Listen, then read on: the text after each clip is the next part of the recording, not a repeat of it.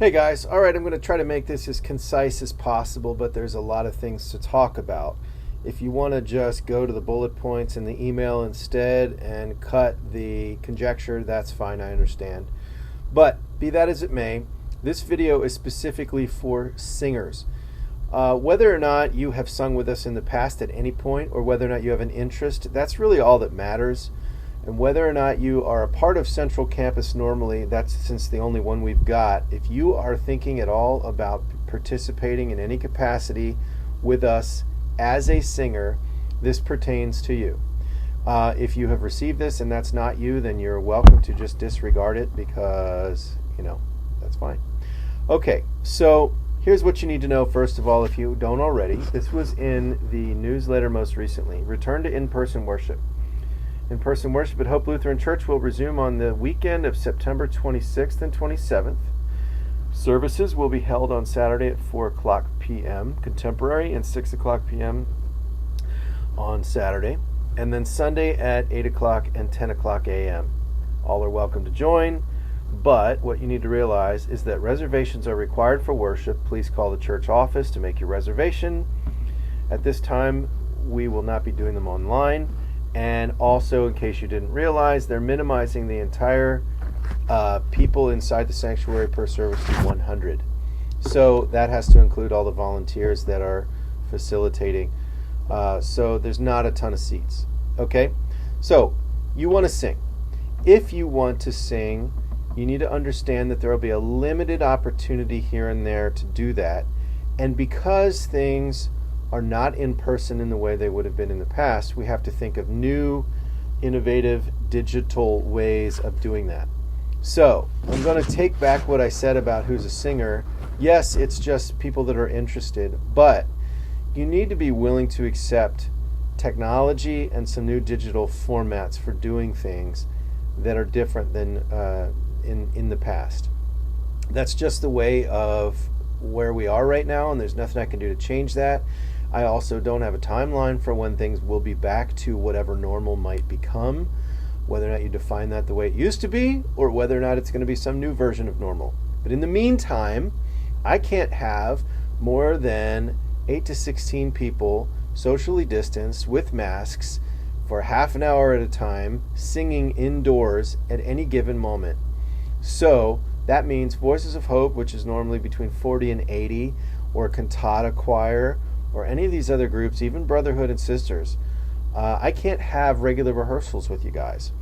So how do we learn music? Well, we're going to have limited options between now and then to pull together some sung anthems that we can pre-record and put up on the screen as a part of traditional services. The first of which will actually be this weekend and is already in the can.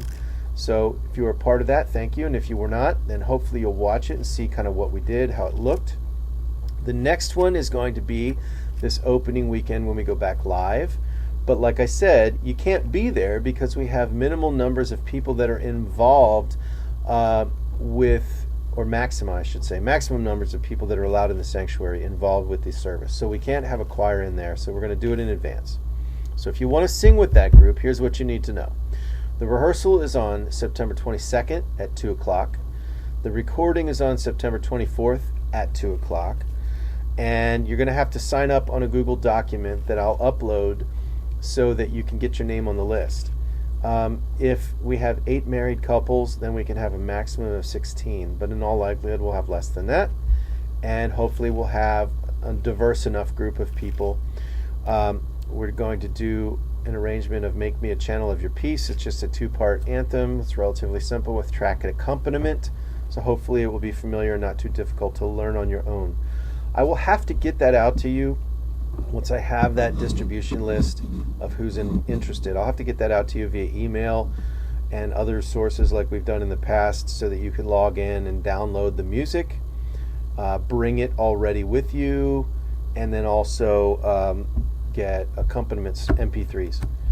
There's not going to be any discs, and there's not going to be real paper that I hand you. So you need to understand that that is normal now. No paper, no discs. You've got to be able to use your computer, your phone, and other digital resources that we put out there to be able to access things. Now, quality control wise, we have people that are at differing levels of ability musically. Some folks can sight read, and other folks need a lot of assistance, something to listen to perhaps. In the past, when I've done those kinds of resources, they've taken a good amount of time, especially something like the Pentecost project, which was probably 150 hours worth of time, just so that you know. I don't have that kind of time now in order to be able to pull things together on a weekly or even monthly basis with ensembles. So we're trying to look at efficient ways of doing things, even if it might require a learning curve. Hence, my choral coach. If you received an email from them and then you received a follow-up from me yesterday, just letting you know that I'm working on figuring this software out. Ideally, down the road, what it is for is to help, after you download the app or log in on your computer, you will receive digital copies of sheet music with specific parts that are outlined per individual. And then you can listen to those parts and or the accompaniment to learn them, and then you can even record yourself and submit it back to me to be able to evaluate it, and then possibly use those recordings later on down the line to create virtual presentations. So it's software that's designed to do more even than what we did in the Pentecost project, but that's already in place as opposed to me having to pull it all together from scratch. But there's a lot to learn, and there's some responsibility on your part too. So hopefully we'll all be able to continue to work towards the end of getting that done. And I want you to know that as much as I don't like it myself, it is what is required, and there's really no other way around it. Waiting until things go back to when we can have 80 people in the room together for an hour and a half or 2 hours, I don't know when that's going to be, if ever. So in the meantime, if we want to have church and we want to have some semblance of community, and we want to be able to support one another, sing together in whatever capacity we can, this is what we need to accept. And if you do, then God bless you. And if you do not, then it's okay. I understand. But I cannot, unfortunately, cater to the analog desires of any folks that are still at home waiting for a personal phone call or a piece of paper sent in the mail. It's just not where things are anymore. And I don't know how to do anything else but what I'm trying to do now. So please understand that I understand where you might come down in either capacity, but we'll do the best we can, and everybody will make their own decision, which I completely understand. So the next anthem after the opening on September, tentatively right now, is scheduled for Reformation. And then after that, I'm not thinking about anything beyond just trying to figure out what the cantata looks like. So I'll probably do a separate cantata video somewhere down the line later for those interested in that. But just know that it's going to be scalable, because right now I don't know whether we will be in any part back in session, or whether we will have reclosed due to some reason, or whether or not we'll be completely virtual. Whatever the idea is, basically it has to fit within those parameters, and it has to be legal, because anytime you start distributing digital versions of things that are copyrighted, you have to pay for that. So that's a whole other issue that we have to understand.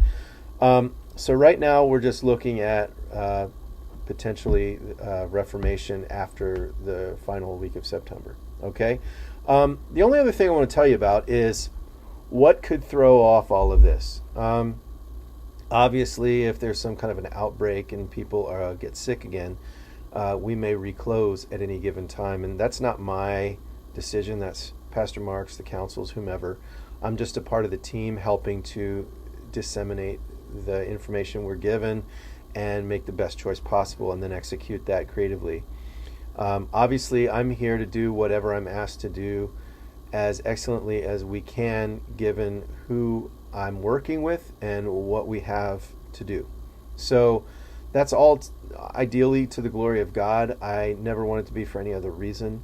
I'm not a taskmaster or a perfectionist for my own self-interest. I'm trying to do what I can do and to help you improve and enjoy the process, because I think God's worth it, and I think that's what my position here requires. But you need to know that in order for services to take effect and for us to even consider expanding beyond central campus into 2 or even 3, we have to have enough people involved. And to do that, and not talking specifically to the music department right now, but you need to know that if we decide we're going to go back live and there aren't enough people to help volunteer and do everything safely in the way we need to, then we won't be able to go back live, quite frankly. Or it could be that we do it for a couple of weeks and then we can't get enough people to sign up from beyond then who feel safe enough to come and assist. And if that's the case, then so be it. That's the realities of things. That could also be the case of why we may successfully be able to do one campus, but never really be able to do more than that because there aren't enough people to spread out in all directions to be able to get everything done that needs to be done. And the staff is already doing the best they can anyway. This place requires a lot of additional volunteers to make things work. So if you're considering being involved anywhere differently or in addition to where you already are, just keep that in mind, whether it's AV or whether it's ushering, greeting, taking temperatures, any number of things. We need assistance, and I know we will long term in order to make things happen and become more and more like the church that you remember. Okay? So keep that in mind and just know that we're doing the best we can, but I wanted to put this out there specifically on behalf of those that are looking to get back and sing, and try to give a little bit extra explanation for why you're getting emails from an app or a software that you've never heard of before. That was kind of an accident, but long story short, I'm working on getting that figured out, and hopefully we'll be able to take it to the next level sooner rather than later. In the meantime, keep an eye out for that Google Doc. It probably will actually be attached to the email where this video is also, and then you can get signed up if you're interested to sing with us on the 24th when we do the recording. Okay? The bullet points for all this will be in the email body itself in case you forget anything, and otherwise I'm going to sign off and say thanks so much for listening. Take care. Bye.